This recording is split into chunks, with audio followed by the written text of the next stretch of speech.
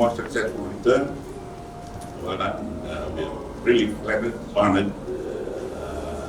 When he called me a few hours after he was sworn in, on his way out to the president of Indonesia. And our first visitor, right after that, was Foreign Minister Penny Wong. So, thank you.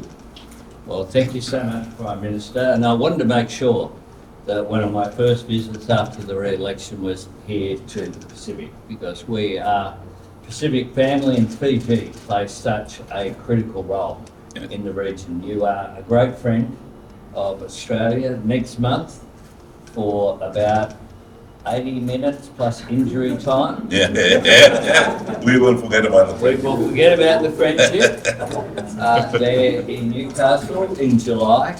But at all other times, we are great friends. With our Diwali friendship and partnership, which we hope to extend.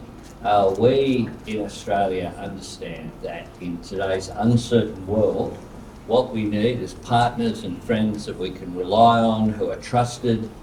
And you, my friend, are a trusted partner and friend of Australia. And Australia has a very warm friendship. I must say, here in the hotel so far, 100% of people I have met have been Australian. In the next election campaign, I think I'll dawn up here in Fiji in order to meet people from right across Australia who have come here to enjoy your warm weather and, importantly, the hospitality of your wonderful people.